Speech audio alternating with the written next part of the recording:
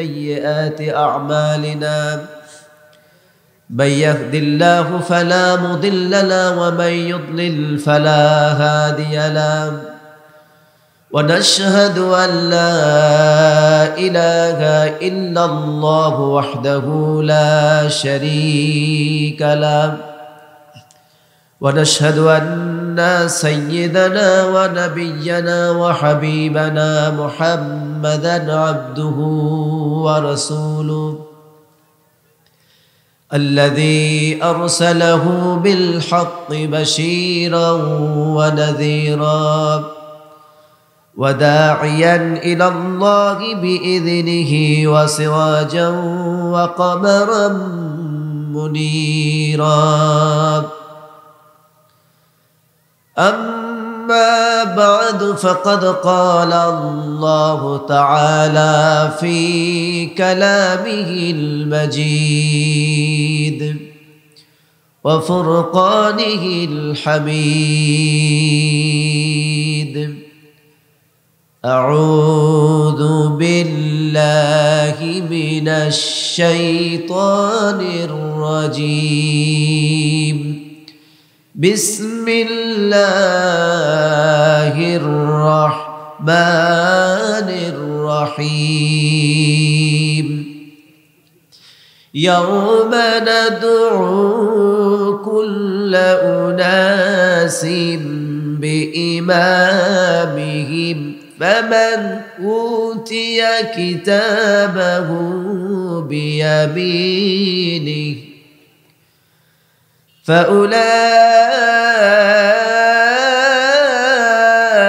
فأولئك يقرؤون كتابهم ولا يظلمون فتيلا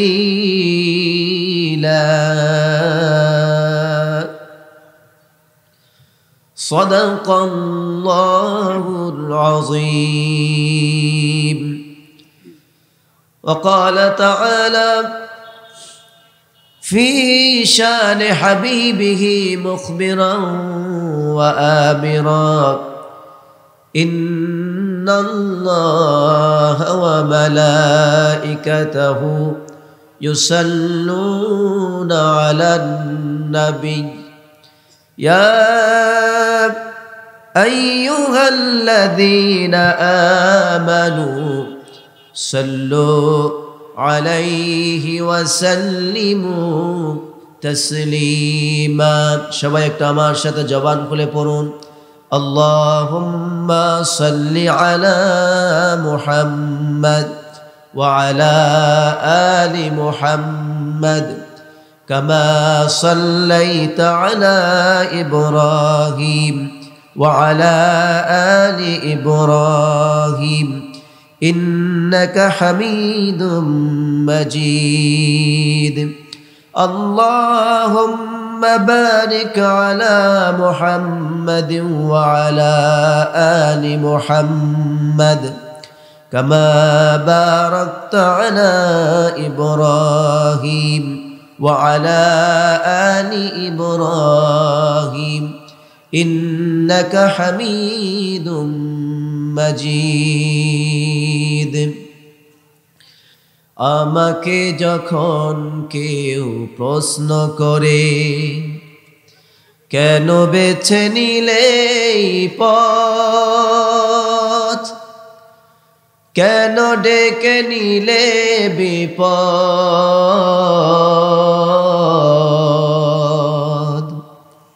কেন বেছে নিলে এই পথ জবাবে তখন বলি মৃদু হেসে যাই চলি জবাবে তখন বলি মৃদু হেসে যাই চলি বুকে মোর আছে হিম্মত বুকে মোর আছে হিম্মত আমাকে যখন কেউ প্রশ্ন করে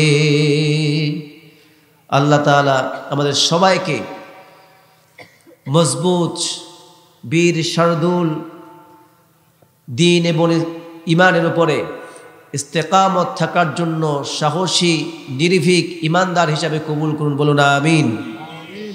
একটু সবাই আমার সাথে জবান খুলে বলুন, রব্বানা লাকাল হামদ হামদান কাসীরান তাইয়িবান মুবারাকান ফি, ইয়া রাব্বি লাকাল হামদু কামা ইয়ানবাগি লিজালালি ওয়াজহিক ওয়া আযীমি সুলতানিক, লাকাল হামদু বিল ঈমান। আওয়াজ ডাউন হয়ে গেল। লাকাল হামদু বিল ঈমান, লাকাল হামদু বিল ইসলাম, লাকাল হামদু বিল কুরআন। আওয়াজ দিয়ে বলুন তো, প্রশংসা করলাম কার? প্রশংসা করলে খুশি হন কে? বেজার হয়। আর প্রশংসা করলে আল্লাহ তাআলা কাল কিয়ামতের কঠিন ময়দানে যাদের আমলের পাল্লা হালকা থাকবে, আল্লাহ তাআলা ওই মিজানের পাল্লায় এই শুকরিয়াগুলিকে, এই আলহামদুকে তুলে দিয়ে মিজানের পাল্লাকে ভারী করে দিয়ে জান্নাতে যাওয়ার ব্যবস্থা করে দেবেন। এই জন্য জোরে সোরে যখনই সুযোগ পাবেন আলহামদুলিল্লাহ আবেগ দিয়ে, ভালোবাসা দিয়ে আল্লাহর কাছে ক্ষমা পাওয়ার আশায় বলবো, বলুন আলহামদুলিল্লাহ।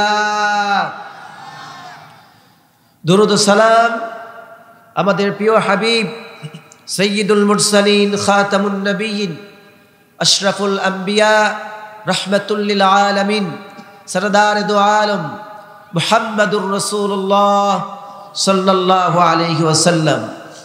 একটু সবার কাছে জবাব পাওয়ার আশায় আপনাদের কাছে সুন্দর হাসি মুখে জানতে চাই, আপনারা কেমন আছেন?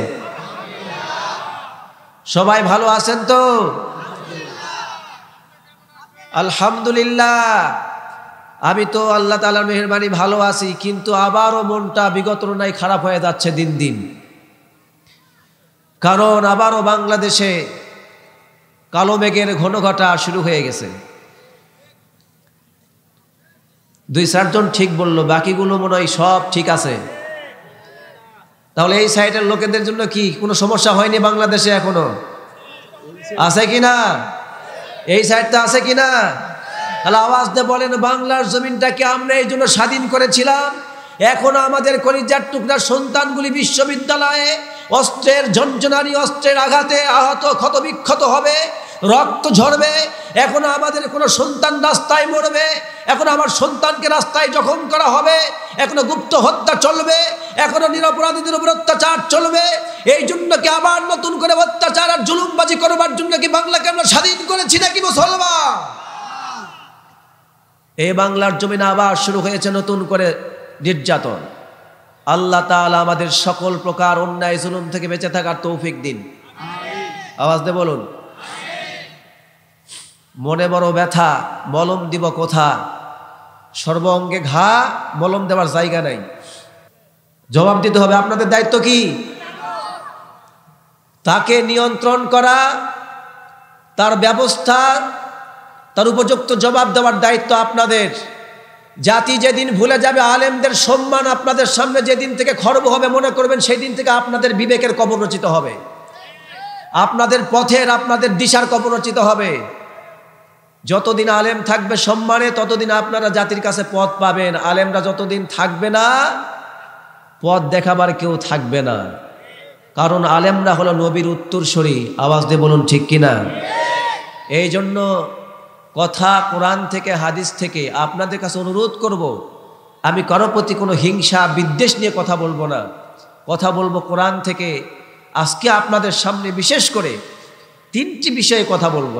1 নম্বর বলবো ইসলামের রাজনীতি সম্পর্কে, 2 নম্বর বলবো আদর্শ নেতার যোগ্যতা সম্পর্কে, 3 নম্বরে বলবো আদর্শ নেতার বৈশিষ্ট্যগুলো কি। চেষ্টা করব ইনশাআল্লাহ। এখন বলুন, সামনে আমাদের দেশে নির্বাচন আসতেছে, এত আসতে বললে হয়? মনে হচ্ছে যে এখনো গোরস্থানে কথা বলতেছি। এতগুলি মানুষ জবাব দেন, একটু আওয়াজ দিয়ে বললে ভালো লাগবে কথা। আপনারা যে ঠিক না বললে গুনাহ হচ্ছে বা বললে যে সওয়াব পাচ্ছেন, এমনটা বিষয় না। একটু আপনারা আওয়াজ দিলে আমরা কথা বলতে শান্তি পাই, আমাদের কথা বলতে ভালো লাগে।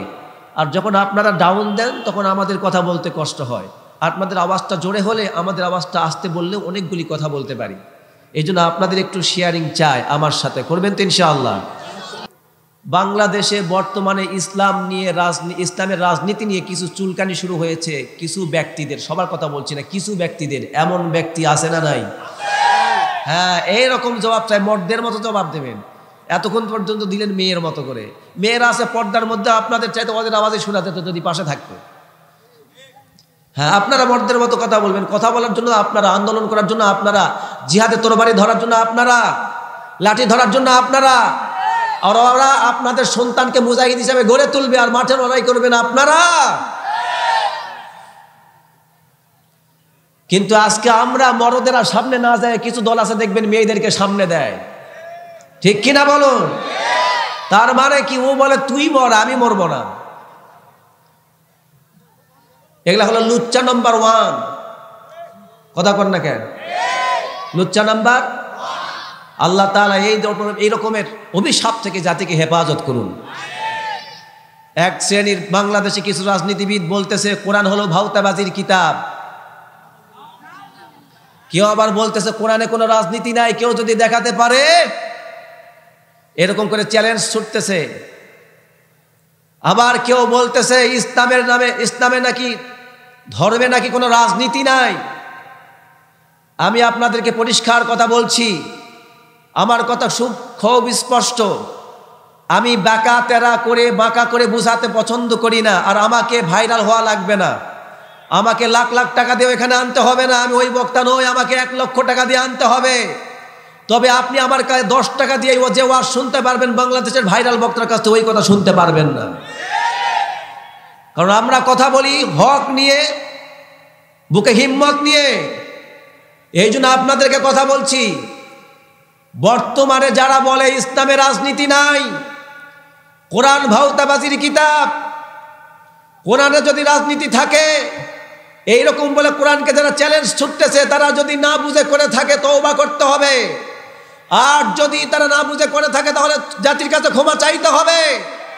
আর যদি বুঝে শুনে করে থাকে তাহলে আপনারা বুঝবেন এরা প্রত্যেকেই কাফের মুশরিকদের দালাল, এরা প্রত্যেকেই ইসলামের চূড়ান্ত দুশমন।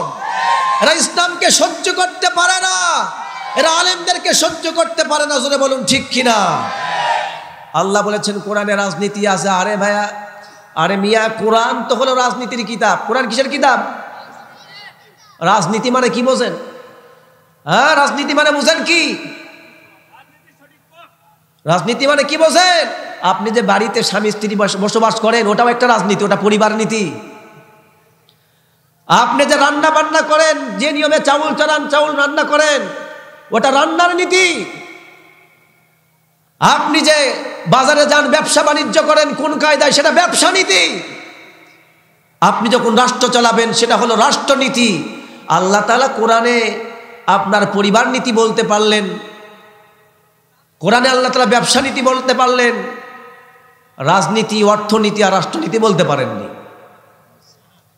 আছে না নাই? আছে না নাই? আওয়াজ দিয়ে বলুন। যারা বলে কোরআনে রাজনীতি নাই, কোরআন ভিন্ন, যারা কোরআন নিয়ে রাজনীতির নামে বাংলাদেশে ধর্ম ব্যবসা করছে, এদের মুখে জুতা মারতে হবে। আগামীতে যেন বাংলার জমিনে ধর্ম নিয়ে রাজনীতি নিষিদ্ধ যারা করতে চায়, জুতা পিটা করে বিদায় করে দিতে হবে। যারা বলুন ঠিক কিনা? আমাদের জামালগঞ্জের কোনো মঞ্চে কোনো ব্যক্তি যেন ধর্মের রাজনীতি নাই কথা যদি বলে, জামালগঞ্জের বাসীকে তার উচিত জবাব দিতে হবে। পারবেন? দুইটা হাত তুলে আল্লাহকে দেখান মুসলমান।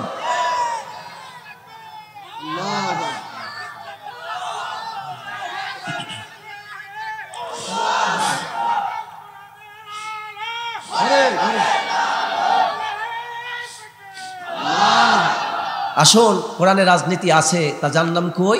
কোরআন থেকে। জোরে বলুন কোথা থেকে?